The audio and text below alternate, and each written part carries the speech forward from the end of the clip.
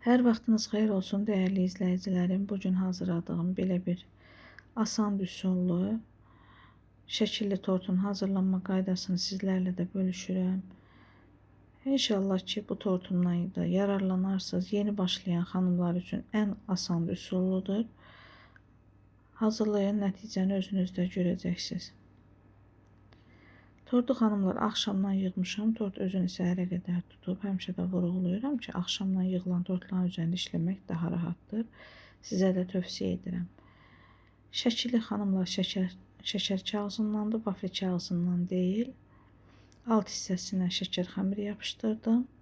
Gördüyünüz kimi tortu da nazik qanaş çəkmişəm.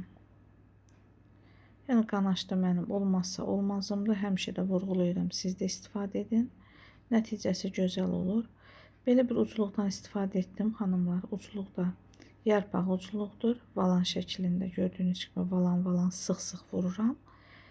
Qanaşdan az istifadə etdiyim üçün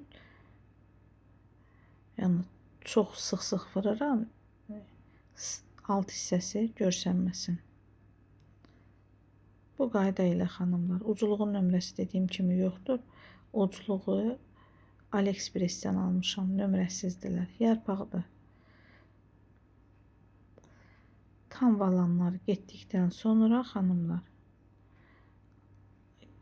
yerdə qalan kremə bir damcı mavi rəng qatıram və bu qayda ilə kənarlarından gedirəm.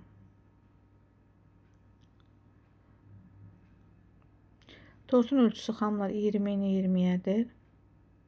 Çəkisi 2 kilo 200'dür. Videonun alt bölümündən xanımlar TikTok səhifəmi, Instagram səhifəmi bölüşəcəm. İnşallah girib baxarsınız. Hətta biskvitin hazırlama qaydası, qanaşın hazırlama qaydası bütün xırdalıqlarıyla videonun alt bölümündən paylaşacağım. Bax belə yüngül hazırlanmış tortu da sizlərlə də bölüşdüm. İnşallah siz də yararlanarsınız.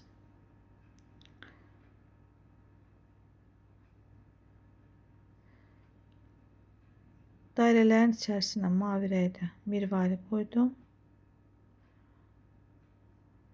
Balamızın bir yaşı olur. Atası ilə bir yerdə şəklini müştərim istəmişdi. Onu da müştərinin sifarişi həmişə yerinə yetirilməlidir.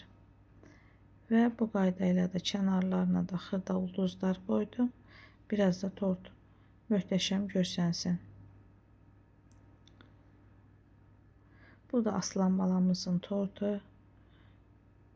İnşallah siz də öz övladlarınız üçün hazırlayarsınız. Əgər istəsəniz mənimlə də Instagram səhifəmdə atarsınız, mən də paylaşaram.